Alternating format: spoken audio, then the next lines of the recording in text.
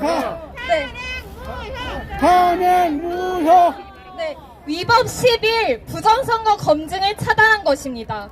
여러분, 저는 얼마 전 제가 가짜 서울대생이라는 가짜뉴스에 시달렸습니다. 그런데 여기 재학 증명서가 있습니다. 저는 진짜 서울대 학생이 맞습니다. 재학 증명서는 제가 서울대 재학생이라는 사실을 증명하는 결정적인 증거입니다. 만약 제가 이 사안으로 소송을 한다고 해봅시다. 그런데 재판관이 재학 증명서를 제출하는 것 자체를 거부한다면, 그것을 기각한다면 이 재판은 얼마나 부당한 것입니까? 재학 증명서를 보여줄 기회 자체가 없다면 저는 얼마나 억울하겠습니까? 그런데 재판관님, 그런 말도 안 되는 일이 헌법재판소에서 일어났습니다. 헌재는 윤석열 대통령이 직접 밝힌 비상계엄을 선포한 직접적인 이유가 부정선거 검증임에도 불구하고 윤 대통령 측이 봐달라고 호소한 증거는 아예 살펴보지도 않고 기각한 후 변론을 종결했습니다. 윤석열 대통령은 비상계엄을 선포한 직접적인 이유가 선관위 점검 시스템 점검이라고 밝혔습니다. 애초에 헌재가 윤 대통령의 헌법 및 법률 위반 여부를 다루는 문제에는 군대를 동원해 영장 없이 중앙선관위를 압수수색한 행위가 포함되어 있습니다.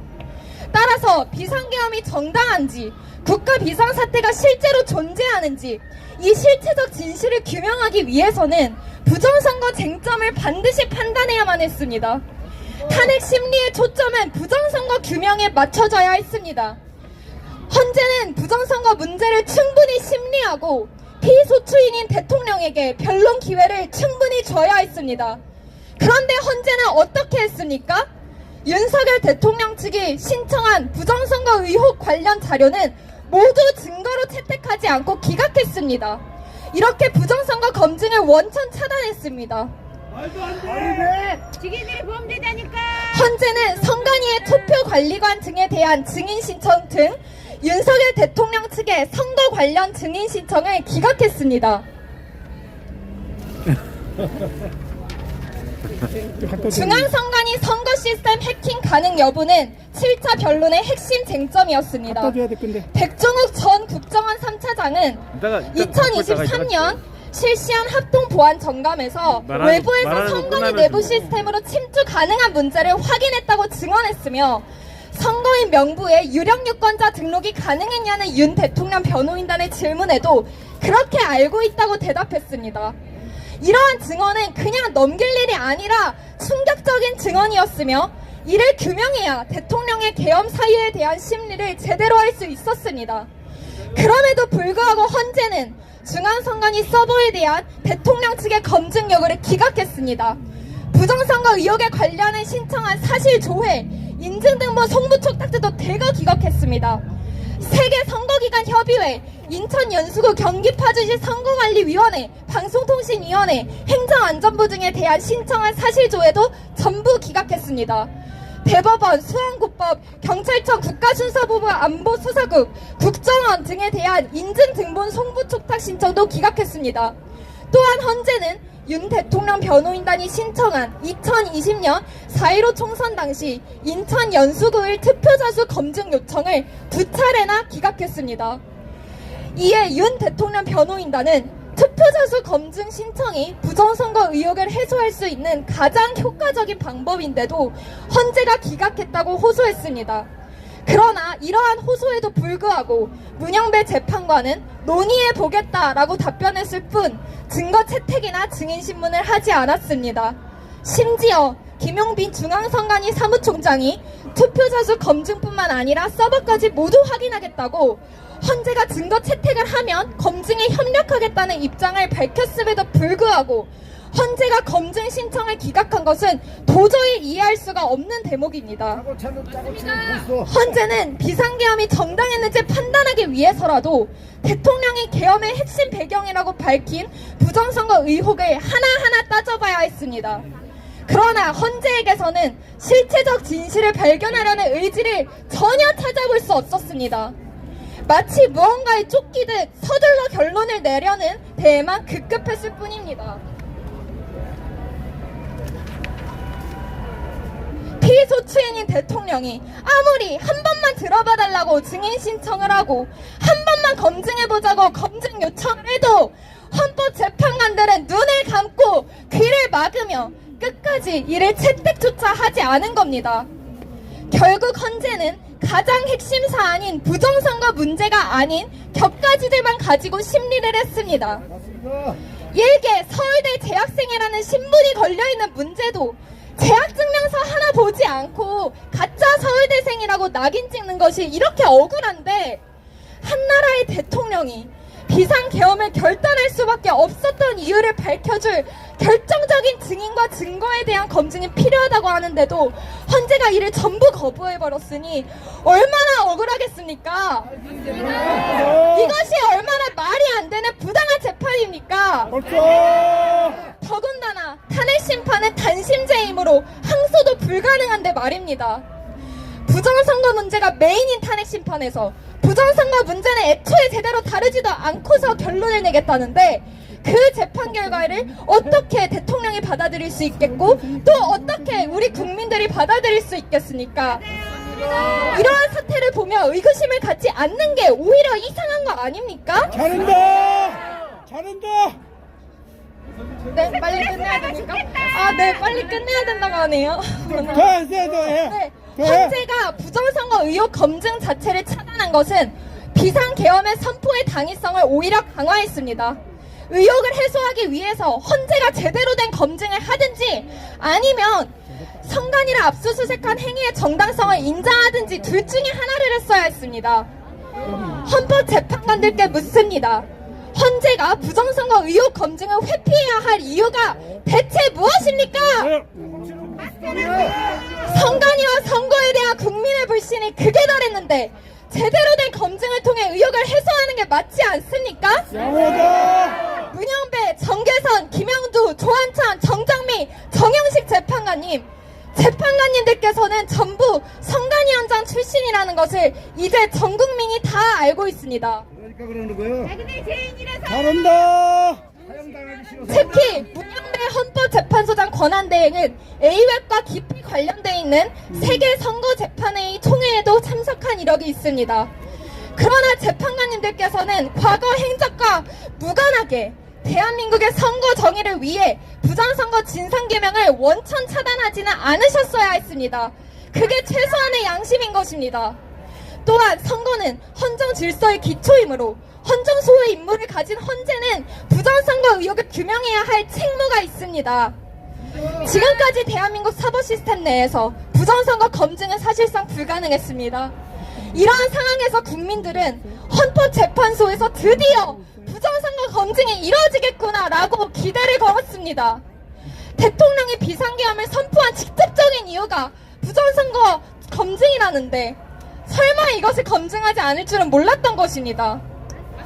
그런데 부정선거 규명을 위한 검증 요구를 차단한 헌재의 행태는 5년 전 대법원의 행태와 다를 바가 하나도 없었습니다.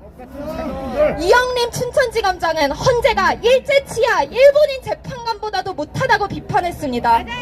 안중근 의사가 재판받을 당시 1시간 30분에 걸쳐 최후 진술할 기회가 주어졌습니다. 안중근 의사가 스스로 할 말을 다 하였으니 더 이상 할 말이 없다고 할 때까지 주장을 경청했습니다. 그런데 헌법재판소는 어땠습니까? 계속된 윤 대통령 측의 검증 요구를 묵살하고 또 묵살했습니다. 헌재가 기각한 증거조사를 재고해달라고 호소해도 끝끝내 증거 채택과 증인신문을 거부했고 대통령 측에서 부정선거 검증이 필요하다고 추가 기회 지정을 요구해도 사실관계를 다룰 충분한 시간을 주지 않았습니다. 헌재는 피소추인의 진술을 충분히 경청해야 할 재판의 기본을 무시했습니다. 일제강점기 재판관보다 못한 재판을 한 재판관님들께서는 후배들 앞에서 부끄럽지 않으십니까? 거의 헌정 질서를 수호하는 최후의 보루라고 믿었던 헌재에서 대한민국의 최고 권력자인 대통령이 호소해도 소용이 없는 것을 전 국민이 목도했습니다. 이로써 국민은 대한민국의 사법 시스템 내에서 부정선거 검증이 사실상 불가능하다는 것을 처절히 깨달았습니다. 대한민국의 사법부가 선거에 대한 실체적 진실을 규명할 수 없을 정도로 그 치부까지 썩어 있는 것을 보고 대학생으로서 저는 비통하고 피 흘리는 심정입니다. 헌법재판관들께 경고합니다. 헌법 전문에는 4.19 이념을 계승하는 헌법 정신이 명시되어 있습니다. 대한민국 헌법 제1조 2항 대한민국의 주권은 국민에게 있고 모든 권력은 국민으로부터 나온다. 자유민주주의 국가에서 국민은 선거를 통해 국민주권을 행사하며 부정선거가 실제로 행해진다면 이는 국민주권이 침탈당하는 것입니다. 국민주권이 찬탈되지 않도록 공정한 판결을 내려야 할 헌재는 얼마 전 감사원의 선관위 감사가 위헌 위법이라고 전원일치 결정하였습니다. 이는 헌법 정신에 위배되는 심판이었습니다. 선관위의 심각한 채용 비리가 오래전부터 제기되어 왔음에도 말입니다. 최근 감사원 감사 결과가 공개되며 전 국민을 경악하게 했습니다. 감사 결과 채용 과정에서 직원 자녀나 친인척 특혜 채용 등 채용 비리가 878건이 넘었고 상상을 초월하는 위법과 편법이 총동원되어 자녀 특혜 채용이 수시로 이뤄져 왔음이 밝혀졌습니다. 자기 딸을 착하고 성실하다며 추천하고 다른 응시자 없이 그 딸 한 명만을 대상으로 하는 채용을 진행시켰고 아들을 합격시키기 위해 없는 자리까지 만들고 면접위원 전원을 아버지 동료 직원들로 구성하고 면접 점수를 연필로 적게 한 뒤 이후 점수를 써넣었습니다. 청년들 사다리를 걸었다. 낮은 등수 응시자를 합격시키겠다고 점수를 조작해서 그렇게 열심히 공부한 1, 2위 지원자를 탈락시켰습니다. 선관위 직원들의 복무기간 해이도 심각합니다. 셀프 결제로 허위병가를 남발해 8년간 170여일을 무단 결근하면서도 또 해외여행을 갔으면서도 다 정상 근무로 처리됐고 꼬박꼬박 급여를 수령했습니다. 그러나 가장 충격적인 건 선관위의 반응이었습니다. 특혜 채용 의혹으로 감사를 받던 선관위 인사 담당자와 직원들은 선관위는 가족회사다. 과거 선관위가 경력직 채용을 할 때 믿을 만한 사람을 뽑기 위해 친인척을 채용하는 전통이 있었다. 선거만 잘 치르면 된다. 이렇게 하면서 부정 채용에 대한 제보들을 다 묵살했습니다. 그뿐입니까? 2022년 대선과 지방선거를 앞두고 김세환 당시 중앙선관위 사무총장이 정치인 연락용으로 세컨드 업무폰을 사용한 사실까지도 드러났습니다. 데이터를 삭제한 뒤 세컨폰을 제출한 것은 정치인과 내통했다는 의혹을 증폭시키고 있습니다. 이렇게 외부 감시를 받지 않은 선관위의 법 위반과 도덕적인 해이가 극에 달했는데도 헌재는 감사안의 선관위 감사가 위헌이라고 전원일치로 결정을 한 것입니다. 지리가 제대로서 그래. 말도 안 돼. 이미 선관위는 우리나라에서 외부 감사와 수사로부터 성역이고 대법원과 한몸인 선관위는 대한민국에서 무소불위한 카르텔이 되어 왔습니다. 감사원 말고 선관위를 제대로 감시할 수 있는 기관이 사실상 없습니다. 국민권익위원회는 법적으로 조사 대상이 동의를 안 하면, 그러니까 선관위가 동의를 안 하면 조사를 못하고 자료 제출도 강제할 수 없습니다. 국회 국정조사, 국정감사로 선관위를 감시할 수 있다고요?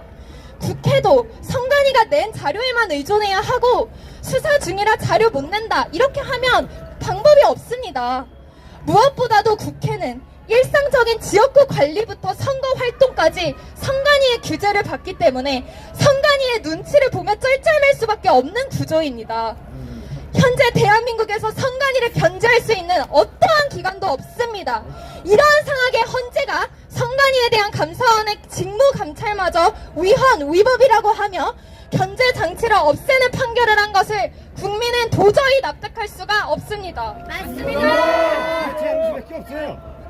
그런데 이에 더해 만약 부정선거 문제를 검증하고자 했던 윤석열 대통령을 탄핵한다면 전국적으로 제2의 4.19 혁명이 일어날 것임을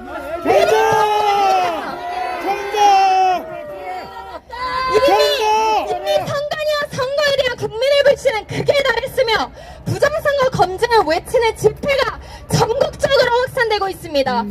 그러나 만약 헌재가 탄핵 심판을 인용한다면 4.19 혁명에 걷잡을 수 없는 분노는 선관위도 아니고 대법원도 아니고 국회도 아니고 헌법재판소를 향하게 될 것입니다. 잘한다! 서울대생들이 일어났다! 잘한다! 다음은 동문 선배님들의 발언이 있겠습니다. 언제는 가루가 될 것이다! 김민전. 아니 말고 잘했어! 아, 저분 잘 모르겠네. 잘했어! 아, 저분은 텔레비에서 본 거였는데? 저 머리 하얀 분이요? 응, 아니 여기 좀 마이크 드시면 돼. 아, 저도 본 것 같은데 얼굴 이름 모르겠어요. 네, 안녕하세요. 김은전입니다. 야! 네, 화이팅! 감사합니다. 12.3 계엄의 가장 큰 성과라고 한다면 바로 2030 청년 세대가 저희와 함께하게 되었다라고 하는 것이 가장 큰 성과가 아닌가 이런 생각을 합니다. 청년들의 미래를 스스로 결정하겠다라고 나서는 것만큼 더 큰 힘이 있는가 하는 생각을 하게 됩니다. 현재 우리 청년들은 모든 세대를 통해서 대한민국 역사 전체를 통해서 가장 잘 교육받고 가장 똑똑한 세대이다 이렇게 얘기 드릴 수 있는데요. 이 세대가 우리와 함께하고 있기 때문에 우리의 힘은 더욱더 커질 수밖에 없다 이런 생각을 합니다. 오늘 윤석열 대통령에 대한 구속이 취소가 되었습니다. 네, 이 구속 취소는 그야말로 너무나 깊은 일이기도 하지만 또 다른 한편에 있어서는 또다시 분노하게 됩니다. 어떻게 대통령이 수사에 권한도 없는 기관에 의해서 이렇게 구속을 당하고 어떻게 대통령이 영장 쇼핑을 통해서 구속을 당하는 이런 정말 엄청난 일을 겪을 수가 있는가 하는 생각을 할 수밖에 없었고요. 대통령이 이렇다라고 하면 우리 보통 시민들은 어떨까? 얼마나 사법기관을 통해서 억울한 일들을 많이 당했을까 하는 생각을 할 수밖에 없었습니다. 그럼에도 오늘 아주 중앙지법의 주기현 판사의 아주 소중한 양심에 따른 판결에 의해서 공수처가 내란에 대한 수사권이 없다라는 것을 확인했을 뿐만 아니라 구속기관을 공수처와 검찰이 나눠 쓰는 이런 일도 있을 수 없다라고 하는 원칙을 확인했습니다. 감사합니다. 네, 그렇습니다. 우리가 아주 소수의 정말 우리 법 연구의 판사들 때문에 이렇게 분노하고 이들이 좌파 무죄, 우파 유죄를 만들어내고 있는 것에 대해서 분노하고 있습니다만은 그럼에도 또 양심에 따라서 법에 의해서 판결하는 분들이 계신다라고 하는 것은 그래도 우리가 가지고 있는 신락 같은 희망이 아닌가 이런 생각을 하게 됩니다. 지금 이 학생들께서 이 헌법재판소의 문제 그리고 또 우리 선거 검증의 문제 다 얘기를 하셨는데요. 어저께 국회에는 모리스탄 미국 사법재판 그 대사가 와서 연설을 했습니다. 그 연설 가운데 그런 얘기를 하더라고요. 어떻게 이 계엄의 가장 중요한 이유가 이 부정선거를 검증하는 것인데 헌법재판소가 이를 검증하지 않겠다라고 얘기할 수 있는가? 이것을 이해할 수 없다라는 얘기를 했습니다. 지령 때문에 네, 뿐만 아니라 이렇게 법원이, 법관이 선거관리위원회의 위원과 위원장을 겸직하는 것은 바로 이해충돌이다라고 하는 얘기를 아주 명확하게 했습니다. 왜 우리는 그동안 이 법관과 선거관리위원회의 겸직을 이해충돌이라고 하는 것을 언론들은 얘기하지 않았을까? 굉장히 가슴 아픈 부분이었다 이런 생각을 하게 되고요. 그러나 이제 우리가 목소리를 높여서 적어도 법관이 선거관리위원회의 위원과 위원장직을 겸직하는 것은 이제는 막아야 한다 이런 생각을 하게 됩니다. 특히 더 중요한 것은 중앙선거관리위원회의 위원장을 대법관이 맡고 있는데요. 이것은 어떤 법적 근거도 없습니다. 선거관리위원회법도 대법관이 중앙선거관리위원장을 맡는다라고 하는 규정이 하나도 없어요. 중앙선거관리위원회를 대법관이 만든다라고 하는 규정도 없습니다. 이 소위 헌법상 독립기구라고 하는 선거관리위원회가 법적 규정도 없이 그동안 선관위원장을 호선해 온 것이다. 이렇게 얘기를 할 수가 있습니다. 이제는 고쳐야 할 때가 된 것이 아닌가 이런 생각을 하게 되고요. 이 헌법재판소와 관련해서 헌법재판소가 잘못 깬 구슬들은 너무 많이 있는데요. 그 가운데 가장 중요한 것 중에 하나가 뭐냐라고 한다면 바로 한덕수 총리에 대한 탄핵 심판과 권한쟁의에 대한 심판을 조속히 내리고 있지 않다라고 하는 게 가장 큰 문제다 이런 생각을 하게 됩니다. 한덕수 권한 대행의 경우에는 대통령 대행이었기 때문에 정족수가 200명이어야 했습니다. 그러나 우원식 국회의장은 본인 마음대로 150석이다 라고 얘기를 하고 200석이 되지도 않음에도 불구하고 한덕수 권한대행을 탄핵 소추했습니다. 이것을 결정하는 것은 굉장히 큰 사실조사나 혹은 또 이론적인 논쟁이 필요한 부분이 아닙니다. 헌법재판들이 모여서 조금만 논의해도 이 부분은 확실하게 결정을 할 수 있는 부분입니다. 만약에 한덕수 권한대행이 탄핵 소추가 기각이 된다라고 하면 무슨 일이 있을까요? 그가 돌아오는 건 기쁜 일입니다. 그리고 탄핵 소추가 잘못되었음을 우리가 다시 인정받는 것도 좋은 일입니다. 그러나 그보다 더 큰 문제가 있어요. 바로 최상국 권한대행이 임명한 2명의 헌법재판관이 무효가 되어야 한다 라고 하는 것이 가장 중요한 문제입니다. 그렇습니다. 아무런 그야말로 한덕수 권한대행이 돌아오면 무효가 돼야 될 재판관들이 앉아서 대통령 탄핵 소추에 대한 심판을 하겠다라고 앉아있는 거, 이게 과연 있을 수 있는 일이냐 하는 얘기를 할 수가 있고요. 사실 이렇게 간단한 문제에 대해서 왜 헌법재판소는 판결을 내리지 못하고 있을까?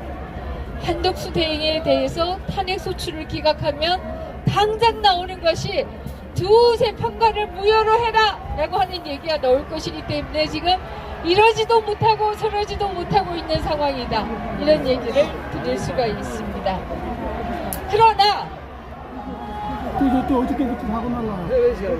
퇴근하려고 네, 그렇다라고 해서 언제까지 뭉개고 있을 수 있겠는가 하는 얘기를 할 수가 있고요. 이제는 단추를 바로 채울 때가 되었다. 비록 본인들의 실수가 분명하게 나타난다 할지라도 한덕수 총리에 대한 탄핵 소추 심판의 결과를 빨리 내놔야 한다, 이런 얘기를 드리겠습니다. 나아가서 대통령에 대한 탄핵 소추 심판장에서 있었던 무수한 증언들이 협박과 회유에 의한 것이다 라고 하는 얘기들이 이미 나오고 있습니다. 그렇다라고 하면 이 재판은 기각되는 것이 당연히 옳은 것이다, 이런 생각을 합니다.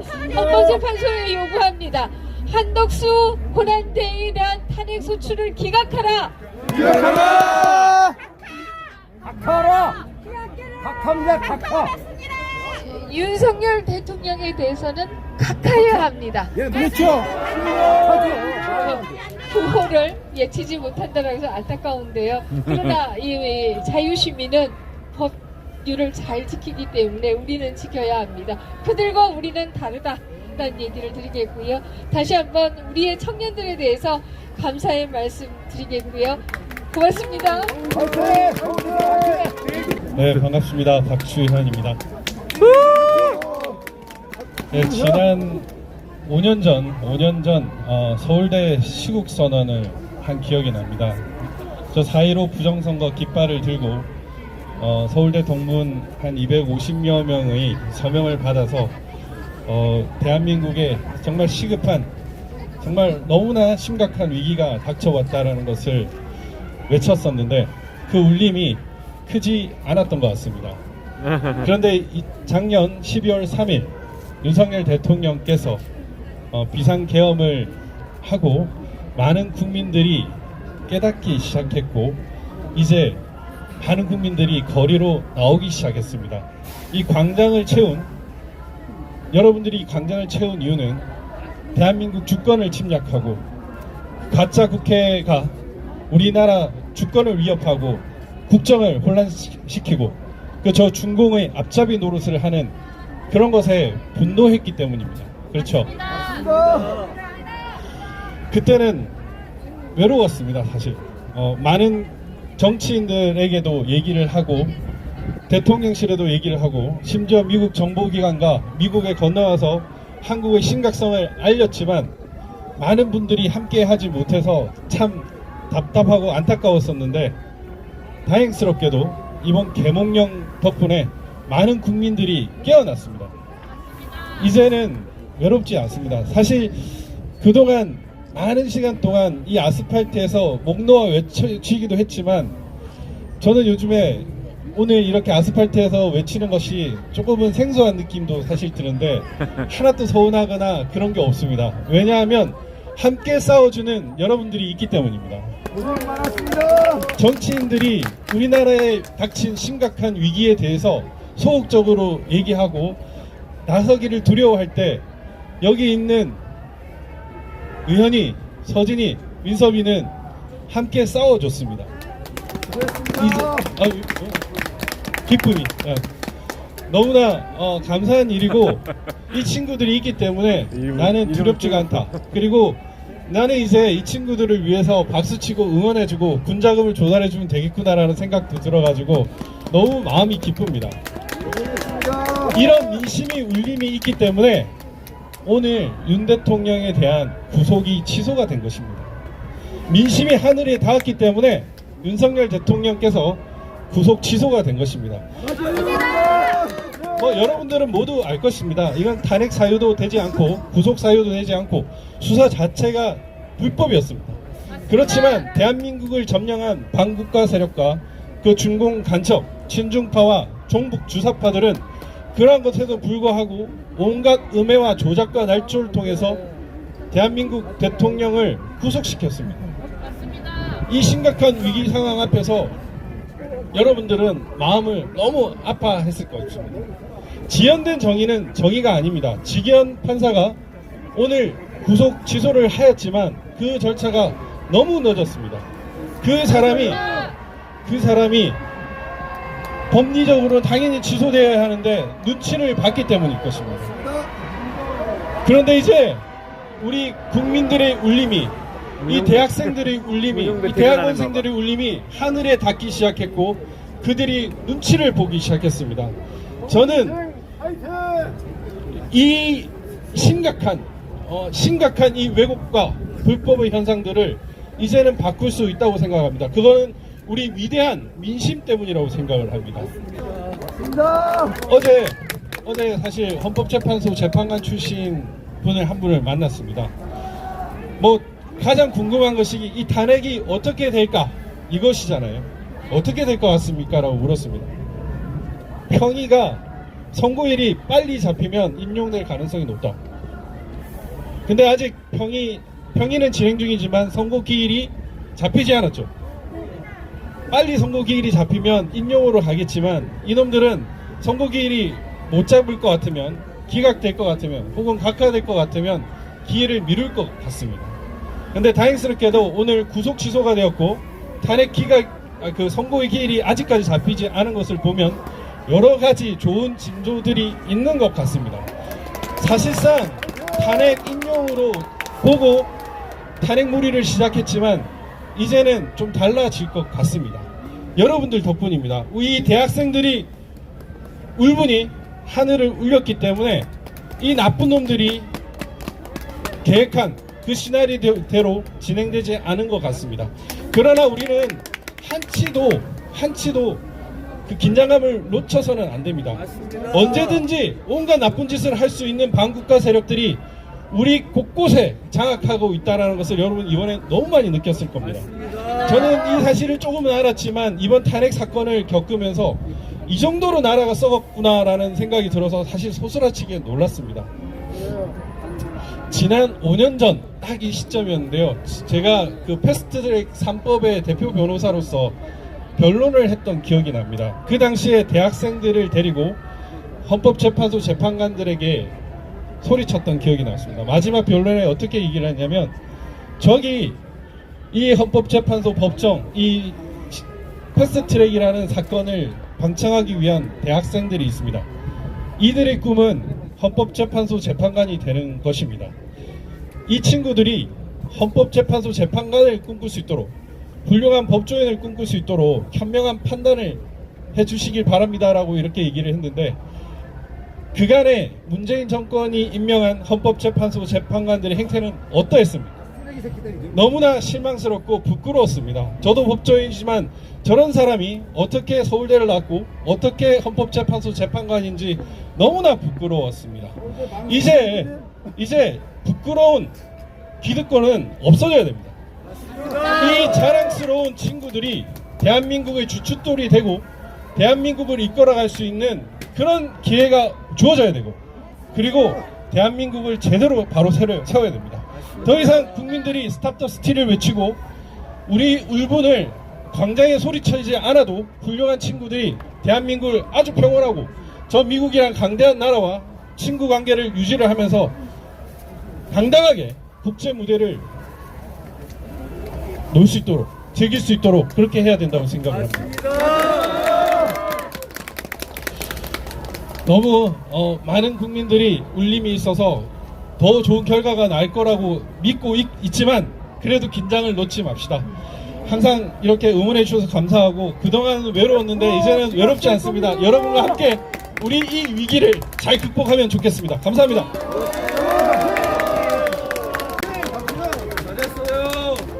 이 외에도 나경원 의원님과 윤상현 의원님께서 입장문을 보내주셨는데 시간 관계상 그 부분은 생략하고 저희 SNS를 통해서 말씀드리도록 하겠습니다. 저희는 이번 기자회견을 통해 탄핵 각하를 강력히 요구하는 바입니다. 학부생, 대학원생, 동문회 발언을 통해 저희의 의사가 충분히 반영되었으리라 생각합니다. 헌법재판소 재판관들은 저희 후배들의 간절한 외침을 외면하지 마시고 판결하는 데 있어 충분히 숙고하고 반영하시기를 진심으로 바랍니다. 지금까지 탄핵을 반대하는 서울대인의 기자회견이었습니다. 함께 해주신 모든 분들께 진심으로 감사드립니다. 감사합니다. 학생들이 대한민국을 이끌어갈 겁니다. 잘했다, 화이팅!